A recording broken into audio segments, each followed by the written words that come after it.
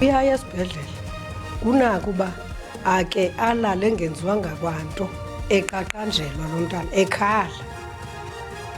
Abahlali baseMpuma Koloni bathi kuphelelisa ngethemba kwizigulane ukungabikho kwenkathalo kwizibhedlele saseMaclear neNelson Mandela Academic. Amanzi akwazi ukuphakazamiseka kakhulu ngoba sine plan sikhulumela nabomasipala ukuthi while we are doing maintenance bona they'll be able to communicate nama residents, also they'll be able to provide with water should there be ama challenges.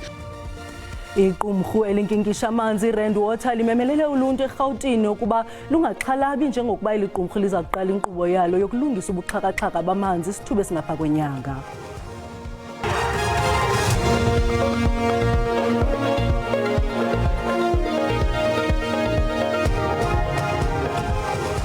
Molweni emakhaya, khongozelani uvimba wangokuhlwanje.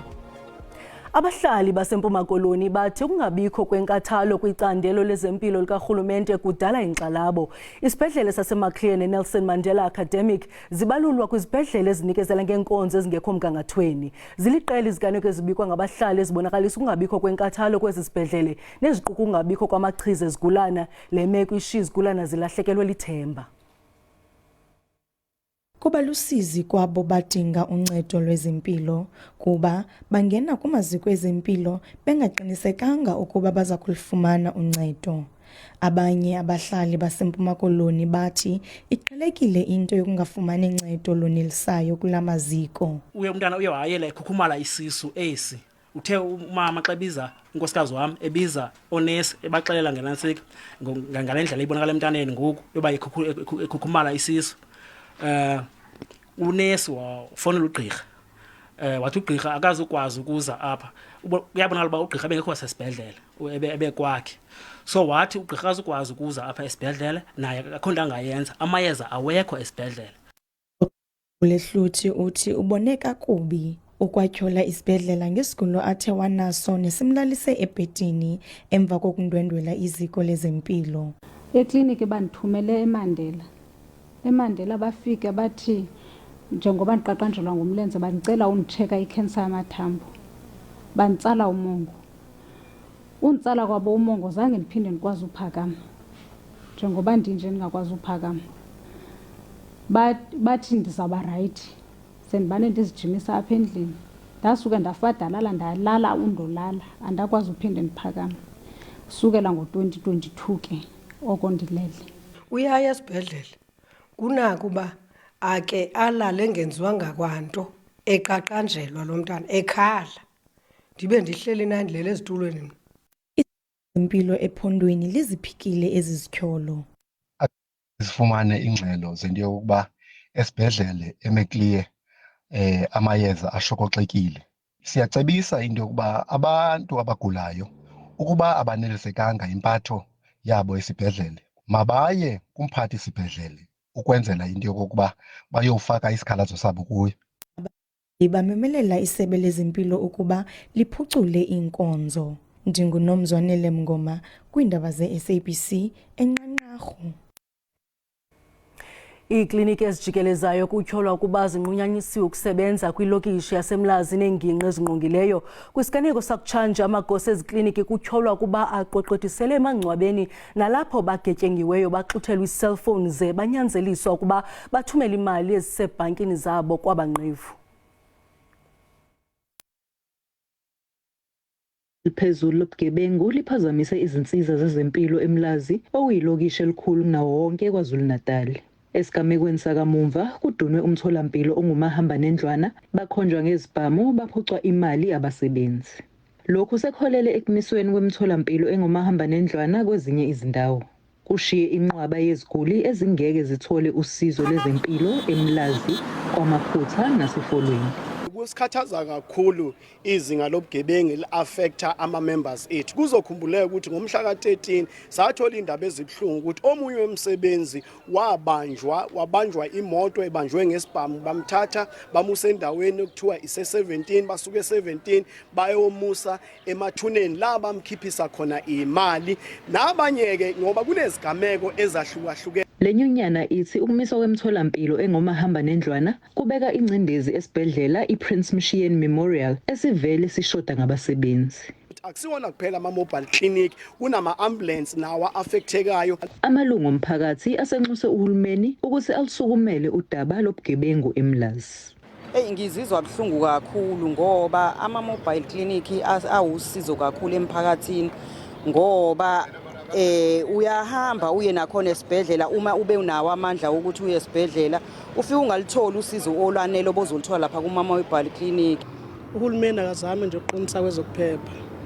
Ilokho ekubonayo kodwa wona siyawadinga. Umnyango wezempilo esifundazweni uthi ubheka izindlela zokuphepha ukuze kubhekwane nalesi simo esikhona kanti usunxuse abomthetho ukuthi basize ekubopheni labo abathintekayo kulobugebengu. Ngingononhlakanipho Magwaza ezindabeni ze-SABC eMlazi. Iziko elinkinkisha amanzi Rand Water lithi abahlali mabangaxhalabi njengokuba liza kuqalisa umsebenzi wokulungisa isikhululo esimpompa amanzi eKenof eGauteng ngomso emva kokuba begqiba umsebenzi bebewenze eMogale City phambi kwexesha. Ngomgqibelo eliziko lamanzi liqale liphulo lalo lentsuku ezingama-37 eGauteng ngemigudu yokugcina umgangatho wezakhiwo zophuhliso. Isikhulu esiphezulu kulesikhungo esihlizeka ngamanzi sithi ke abantu abangangenwa amanzi emadolweni batatazele amanzi azoba khona. Amanzi akwazi ukuphakazamiseka kakhulu ngoba sine plan sikhulumela nabomasipala ukuthi while we are doing maintenance bona they'll be able to communicate nama residents, also they'll be able to provide with water should there be ama challenges. So ngakho ke sicela aba residents ukuthi bangapheniki, bangastockpile amanzi. Lesikhulu esiphezulu eRand Water sithi ke uma ngabe bedinga eminye imininingwane bakhona bona njenge Rand Water futhi nomasipala ukhona. Sicela ningatatazeli amanzi azabe yakhona. If awekho kuba nenkinga umasipala ukhona, umasipala wakho ukhona, khulumisana naye, chumana nomasipala wakho. Sibe sesichaza ke nangezinye ke indawo abazovakashela kuzona beyolungisa inqalasizinda yeRand Water. Kusho ukuthi sisebenze kahle manje kusasa sicala ngeJohannesburg nezinye izindawo but sizokhipha nestatement lapho sikhuthaza abantu lapho futhi sishare information. Igama lami nguCalvin wakwaDludla endabeni zeSABC ngibika ngomkhulu leSABC eAuckland Park eGoli. Nakubeni kusalindelwe kumongameli Cyril Ramaphosa abhengeza icabinet yakhe entsha, uhulumende kaMangu uyaqhuba uyasebenza imikhala ixhuzulwa ngabalawuli jikelele bamasebe kahulumende. Ixesha lesigaba solawulo lwezopolitiko lifikelele esiphelweni ngolwesithathu odlulileyo ngethuba umongameli Ramaphosa ethatha isifungo sakhe seofisi ePitoli. Ulawulo lwesixhenxe lwedemokhrasi belombethwe yimingeni yalo. Kungoku amaqela ezopolitiko agwadla ekhusini ngokwabelana ngamagunya olawulo kurhulumente obumbano. Nomongameli akalali buhlayo udla amathambo engqondo phambi kokubhengeza isigqeba sakhe. Umbuzo ke ngoku ngokuba urhulumente usebenza njani bengekho abaphathiswa. Okucacena kuthathatha ke kukuba onke amagunya ezopolitiko asalele kumongameli de abhengeze icabinet yakhe. Constitution says that the national executive authority of the republic is vested in the president. However, the president exercises that authority in consultation with the ministers who must make the cabinet. And as we speak now, we don't have ministers. It will therefore mean that the president is hampered in many ways in terms of exercising the national executive authority. Ngokomgaqo-siseko lisakufikelela esiphelweni ixesha leParlamente yolawulo olo, icabinet iyaqhuba isebenza de ibe lunyulo olulandelayo lwendlu-eyisomthetho ethi yonyule umongameli omtsha ze yena achonge icabinet entsha. UMzantsi Afrika uqhube ngaphandle kwecabinet sukela ukufungiswa kukamongameli ngolwesithathu. Ngeli xesha lenguqu kulawulo lukarhulumente, abalawuli jikelele bamasebe bayaqhuba nokuqinisekisa ukuba konke kuhamba ngendlela. In this transitional period, remember a default arrangement in terms of making sure that government continues to run is on the Director General, although they are not really part of the political leadership. Ndlandlolo bekunyanzeleka iANC ngubanise inhloko namahlakani kaNxantathu, iCOSATU neSACP. Kweli ityeli inhlaninge yamaqela angungelene kwisithebe semboniswano ngorhulumente wembumba.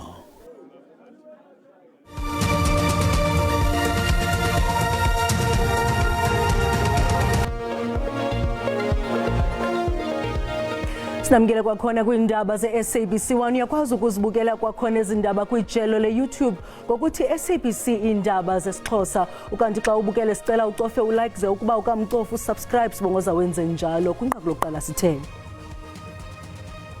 Abahlali baseMpuma Koloni bathi ungabikho kwenkathalo kwicandelo lezempilo likarhulumente kudala inkxalabo.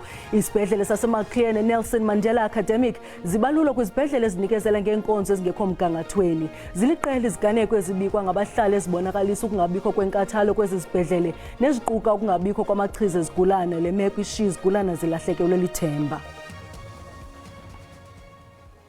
Amaxhoba angonelisekanga ezikhukule ezihlasela ingingqi yaseKarika eMpuma Koloni ebutsheni balenyanga amemelela kumasipala ombaxa Nelson Mandela Bay ukuba akhawulezise iinzame zokuhlangula iingingqi ezichatshazelwe zizikhukula. Abanye abantu basahlaliswe kwiindawo zethutyana. Ezimvula zimandla zashiya amawaka abantu engenamakhaya zasuba imiphefumlo yabantu abalishumi. Abahlali apha luthi eziveki ezintathu zigqithileyo bezingekho lula njengoko benexhala lokubuyela kumakhaya abo. So last night when we came here, there was no lights, there was no water, no beds, no cabins, nothing. So they put mattresses for us there to sleep in it. Kanti abanye bagxeke nemeko abahlala phantsi kwazo ukususela ngemini yalentlekele. They came to dump us here without anything. We have children here. We are hungry. We are on our own here. We are dumped here. We are also human beings. Safumana noko into yokutya phezulu. Oko sivukile ke asikafumani niks into yokutya. Sihlelini yonke silambile. Ukanti umasipala weNelson Mandela Bay uthi uchithe imali engapha kwe-18 million rand ukuzothi ga ngoku ngenzame zokunceda lamaxhoba. Kwindaba ze-SABC ndingulwando nomoyi ndiseKarika. Amadoda afunyaniswe nengxaki yempilo ngokwasengqondweni ayalunyukiswa ukuba angazinkinki ngotywala ngelizama ukucima iingxaki zawo. Njengoko lenyanga kaJuni ibekwa njengeyokwazisa ngempilo yengqondo yamadoda, ingcaphephe zithi amadoda abhenele etywaleni aneempawu zokuzibulala. Kwiminyaka emithathu edlule unyana kaNtabiseng Tsimakwane wazibulala. Usapho lwale ndoda yeminyaka i-44 eyayihlala ngokwahlukana nowakwayo luthethe phandle ngengulo yoxinzelelo lwengqondo eyayiphantsi kwayo. Bathi nakubeni wayebhomboloza ngemingeni wayejongene nayo kodwa zange alufumane uncedo wayelulangazelela. Uthi wayesoloko ithethe ingxaki zakhe kuye wonke umuntu owayehlangana naye. Umbutho wengcaphephe zengqondo i-South African Society of Psychiatrists i-SAPSOP ngamafutshane uthi eli limi kwindawo yeshumi kumazwana abantu abazicima igama. Ngo-2021 ziziganeko eziyi-13,000 zokuzibulala ezabikwa yi-SAPSOP kwelo nani 10,000 ngamadoda. 43% of adult men in South Africa drink alcohol compared to 20% of women. And not only that, but they also drink in greater quantities than women. Amanye amadoda akhuthaza ugxaba ukuba athethe phandle ngezinto zawo ayiyeke lento kuthiwa indoda ikhali. Without speaking out then no one will know through what are you going through. Abo bazibona bezika kwinzingo zobomi befuna uncedo bakhuthaza ukuba bakhwebe iSEDEC kwinombolo engahlawulelwayo i-0800 121 314 siyaphinda 0800 121 314. Nanjengoko uMzantsi Afrika eqhubeka nokubhiyozela inyanga yolutsha, indoda yaseLimpopo ibongoza abasaze ngobuso elizweni ukuba bazivulela amathuba emisebenzi. uMarvelous Makhado uziphilisa ngephulo lokufuya emanzini ngequla azenzele lona eyadini yakhe. uMakhado uphuma kwindawo yaseChawula ngaphandle kwaseThoyandou, ufuya kweli qula athengisa ezinye zeentlanzi ezaziwayo eAfrika, itilapia. KuMarvelous Makhado intetho ethi isidingo ngunozala wamacebo amatsha ayikokudlala njengamagama nanjengoko ethe ephuma kwilali engekho mgangathweni incakasana nejamelene nenquleqhu yentswelangqesho suka wazalisekisa amandla engcinga wazijula ijacu kwicandelo lokuba ngumfama wezamanzi. Eli iphulo esiphila ngalo esisithwalandwe sobunjineli bemveliso industrial engineering Kabulama Khumsha ukusilela ngobuxhakaxhaka bomatshini akumbambezelanga noko koko uMakhado usebenzise ipeki neshofolo wagrumba ipool engange 1.5 meter xa kunamhlanje ingumzi ocwengileyo wamawakawaka wemfuyo yasemanzini. I was not working, and then I realized that I need to start something that can keep myself busy. And then I started fish farming back in 2018. And then with that, I managed to create a little bit of employment. I've been having some youth who come here who are just part-time, who just come here to help me here and there. So I've tried to create jobs. Kananjalo uMakhado uthengisa inhlanzi kwiivenkile zasekuhlaleni naseluntwini. I sell them to the local communities. They are my biggest supporters. Each and every time they come here for fish each and every time. So yeah, they're my biggest supporters. uMakhado kwathe unamaphupha amakhulu ngeshishini lakhe kunjalo nje ulibona liba negalelo elimandla kulutsha. I would love to see my business having a training center. I would love to have a training center where I'll be able to help other youth who are interested in fish farming, and I would also love to have to supply to bigger markets. Kekambe omnye wabathengi kushishino lukaMakhado uphefumle ngezincomo wenjenje. He sells fresh fish. What I can say is that if you buy from him, you will not regret it. If you buy once, you will definitely come back. Ukanti ke lo mfama kalindele ingeniso ngelishishini lenhlanzi kuphela koko ufudula fuye nebhokhwe ahlabe khangele nasekutyaleni imifuno. Uyaqhuba umnyhadala walonyaka iNisna Oyster kule dolophu Garden Route iminyaka engama-41 lo mnyhadala uqhuba phakathi kwezinto ohamba nazo lo mnyhadala lugqatso lwasehlathini nohambo lwebhayisikili. Ukhuphiswano lweNisna Forest Marathon lutsale imbaleki ezibalelwa kuma-7,000. Abatyeleli bale dolophu bangazonwabisa ngendlela ezahlukeneyo kuquka ezemidlalo nemiboniso. Event yokhuphiswano lwe-oysters. Eyesibini ibe yilukhuphiswano lwe-Portuguese. Sikwanayo ne-event entsha esibiza ngoba si-street soccer. Ungeza uzokonwabela i-comedy nights zethu kwiivenues zahlukahlukeneyo. Umnyhadala we-oyster ungayintoni ngaphandle kwazo? The cultivated oyster is a bit more accessible, it's a bit smaller, it's not as robust as in flavour, and they sell about 500,000 cultivated oysters a year. We sell about 50,000 coastal oysters a year, and that is the gourmet of the lot. Ezinye indawo zokutyela ziyazipheka ii-oysters ukwenzela abo bangaginyi lula, kodwa undoqo kukuba uzijule emqaleni zikrwada. Uthi abantu abaziqhelileyo ii-oysters bazitya ngentwana yetyuwa, ipepile netabasco sauce. Kweyabo indawo bazifaka nakwiziselo. Umzekelo, uyakwazi ufumana umxube wee-oysters kwimargarita okanye kwi-Bloody Mary. Lo mnyhadala weentsuku ezilithoba uqukunjelwa kwimpelaveki ezayo. Kwiindaba ze-SABC ndinguSiphiwe Wobasi, eNisna. Kwezemidlalo iqela leqakamba lamanina ase-India litshayele kwanto kwimidlalo emithathu yosuku olunye libetha uMzantsi Afrika ngothinti abathandathu kwi-ODI yesithathu eBengaluru. Iqela leProteas liqhoke kuqala lenza intaba yemitse i-215 liphulukene nesibhozo sothinti kwi-over ezima-50. Logama Sotheko bedibanise imitse i-220 baphulukana nesine besashekelwe zii-over ezilithoba. Kamnandi mntu.